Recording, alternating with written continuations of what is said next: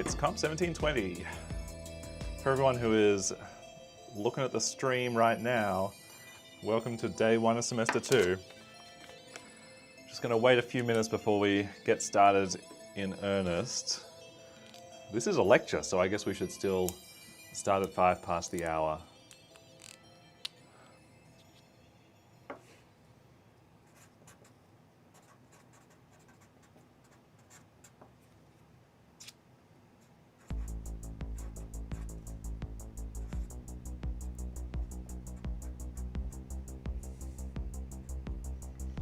Just put my little streaming sign on my door so no one walks in.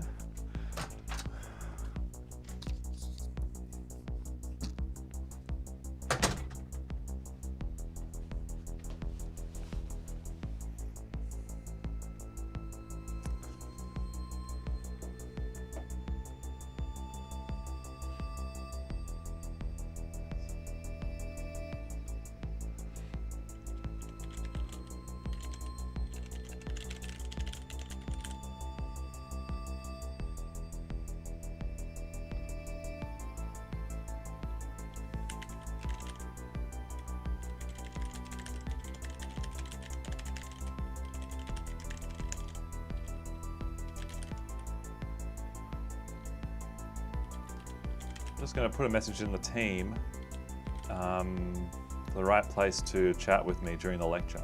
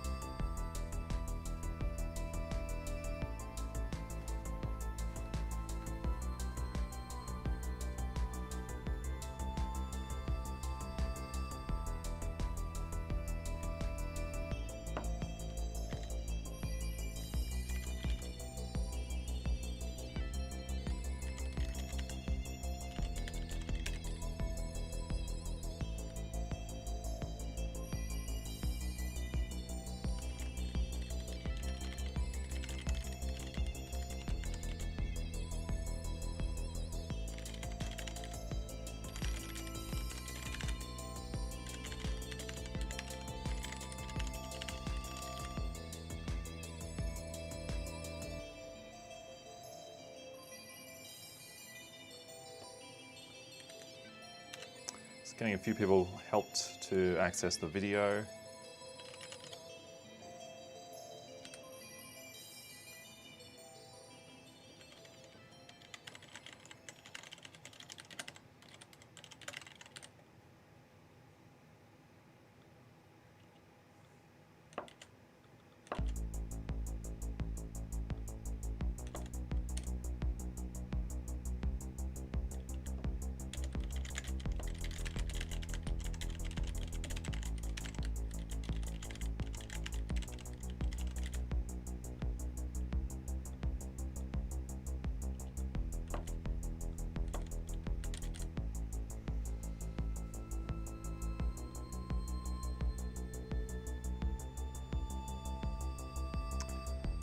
I'm going to talk about labs in this lecture. Oh, it's 11:05. That means we can start the lecture. I know that I've got quite a few people watching live.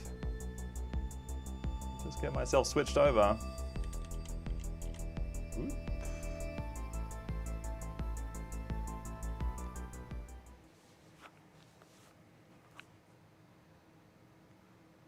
Can you see me yet? You should be seeing me pretty soon now. I think I've gone to the right size. I'm just going to double check, you know, it could be, I could be doing this in a more slick way, but I never trust these systems. Can you blame me? I think it's working now. Folks, a very warm welcome to you all. My name's Charles Martin, and I'm the lecturer for Comp 1720, 6720, Art and Interaction Computing. It's a really exciting subject. I'm so happy to have you joining me here for this semester.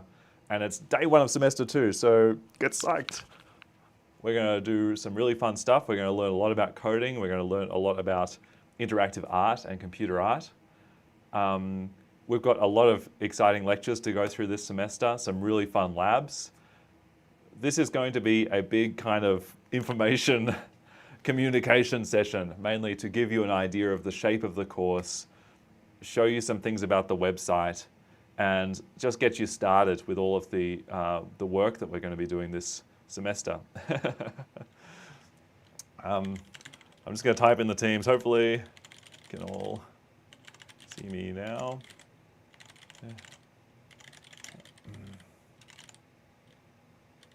If you're in China, you shouldn't need a VPN for the...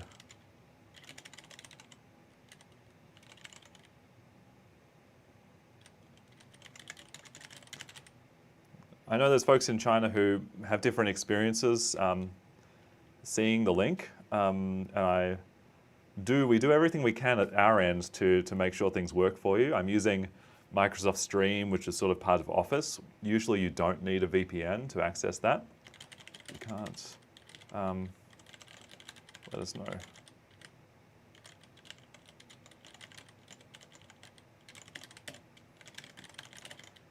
Perhaps if you can't access things, you could make a forum post or something.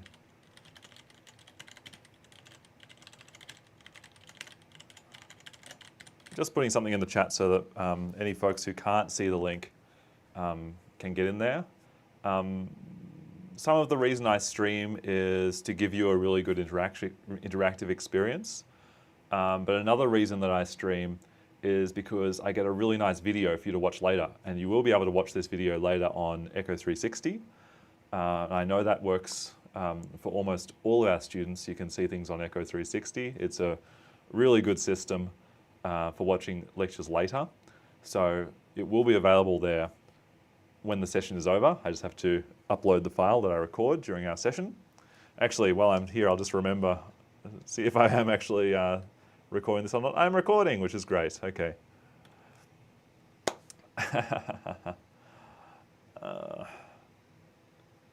Sad face to someone who can't see the video. There's not much I can do about it right now.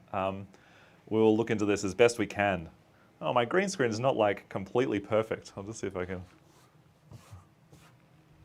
It's not, could be better, I think. Anyway, we'll get through these things as we go through the lecture. First thing to do when we start a new course at the ANU, it's always good to remember where we are. And I just want to acknowledge the First Nations people who have had custodianship over this country, which we're in. The Ngunnawal, Ngambri, and Ngarigu peoples. This is unceded country. We haven't yet found a way to completely reconcile ownership over the different nations in Australia which were occupied, owned, and managed by Aboriginal people for countless generations before folks like my ancestors showed up in Australia a few hundred years ago. So I just want to acknowledge and celebrate the elders past, present, and emerging of this country. First part of the lecture, just a little introduction. My name's Charles. G'day. Great to meet you. Great to have you here in Comp 1720. This is a course about art and interaction and computing. And I suppose I come to it from both the computing side and the art side, because although I'm a computer scientist, I work here in the ANU School of Computing, I'm also a musician. And here's a picture of me playing. Of course, I haven't had that many gigs relatively recently, but there have been, I've spent a lot of time in my life making music, particularly making music with computers, doing different kinds of artistic projects with computers, music, visuals, and other different options, other different media. And this is kind of an experience that I draw on when I'm teaching this course. So I'm talking not just from a computer scientist perspective, but from an artist's perspective. And I hope that I can communicate some of that experience to you, you folks out there, and that you can get this feeling that this is not just like a textbook course. This is a course that comes both from a body of theory, but also a body of experience, and lots of experiences that I've had. So hopefully I can talk a lot about my experiences, and hopefully it's interesting over this course. And I have a lot of fun talking about it, and what I hear from students is that you do appreciate that kind of stuff. But enough about me. We'll talk about this course. You can ask questions about me later if you want. Folks, if you're here in the team, can you chuck in an emoji or a little note in the little chat window, just so I know you're here? There's a bunch of folks I'm seeing messages from, particularly ones who are having trouble connecting to the video, always a popular topic for conversation in our team's chat. But if you're not having any issues and you're maybe sitting there watching this video wondering what to do, jump in, just introduce yourself and answer one of these 3 questions. Why are you taking this course? What are you most excited about? What are you most nervous about? A few simple questions that I think are quite interesting to see the kind of temperature of the room. Oh, I can see an answer from Jean McClay. Jean's here, that's great. Marcus Coe has suggested it's a lighting issue. Yes, it's very much a lighting issue. I'm streaming from my office here at the ANU, and I have a really big, nice window, which is great, with a not block out blind. Not so great. So I don't have the world's best lighting control in this room. I think basically I just need a really bigger light for my backlight. I've got a little teeny kind of 200 LED on-camera lamp behind me for my backlight, but I need something a bit more serious to compete with the sun. Oh, I see a lot of things coming in. A lot of people giving me smiley faces, that's great. Good to meet you folks. Someone's learning JavaScript, which is great. You know what? I'm still learning JavaScript. JavaScript is not a language that I am sort of hugely experienced in. I've used a lot of different computer programming languages over the years, but I'm learning JavaScript as I teach this course. I'm teaching it for the 2nd time, so hopefully I get another pass through on JavaScript to really learn how it works.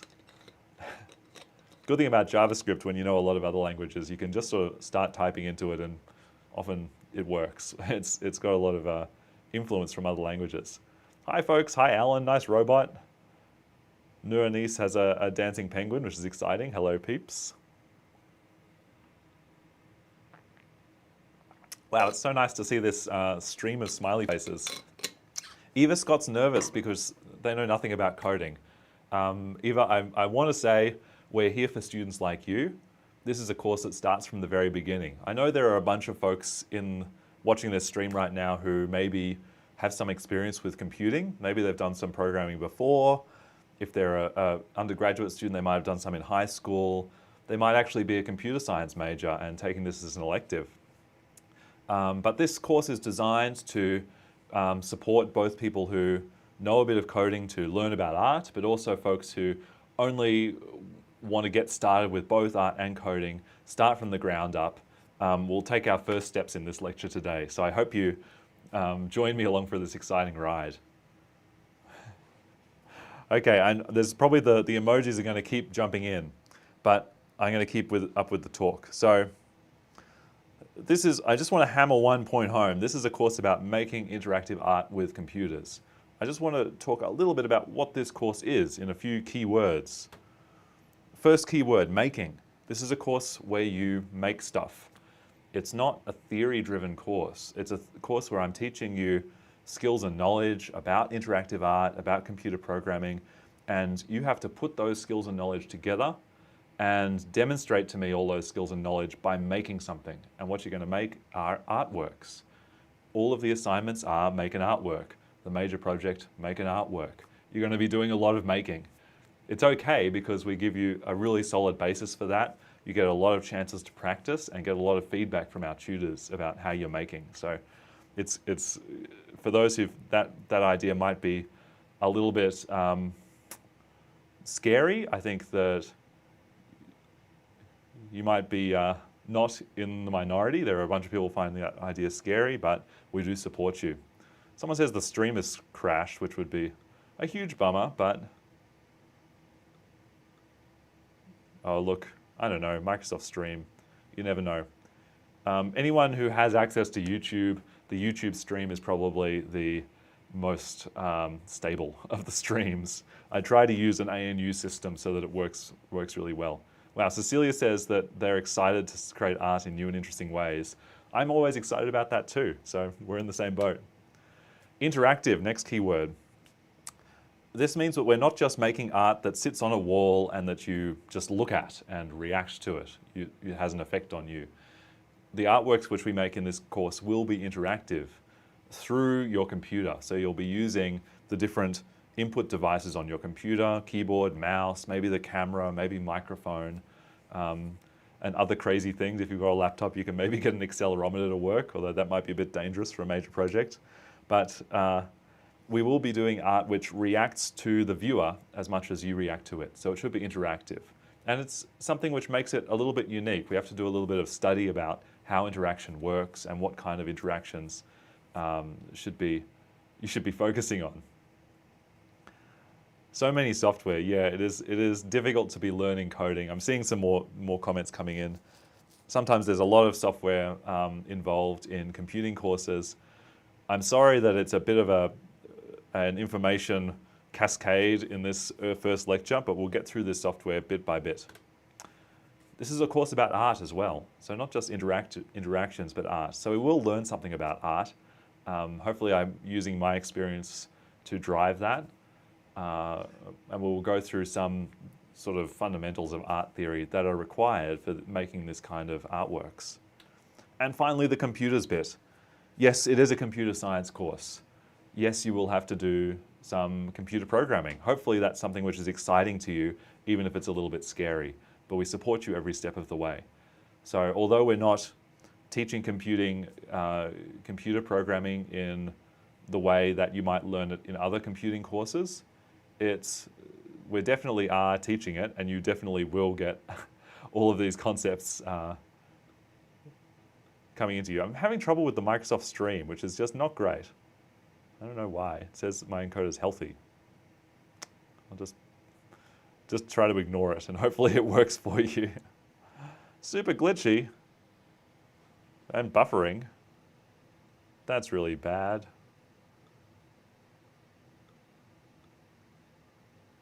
Oh no.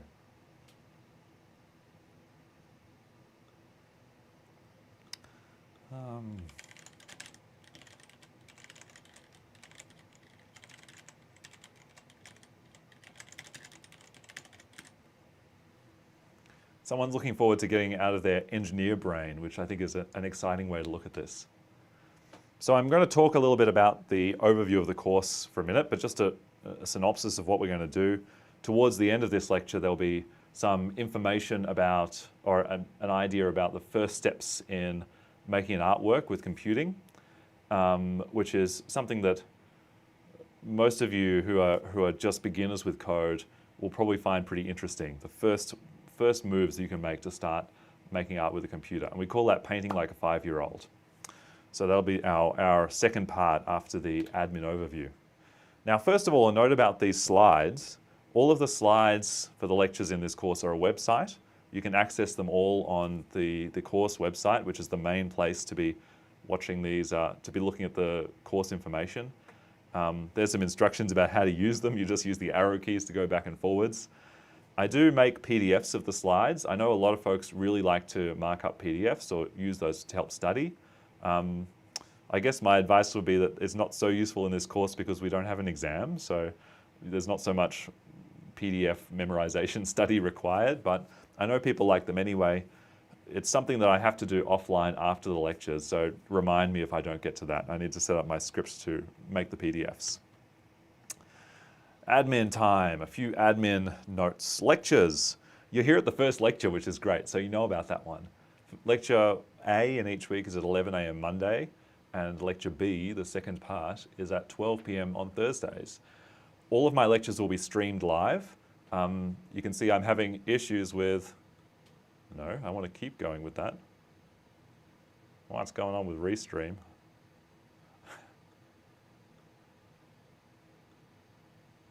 Maybe I've set the bitrate too high or something.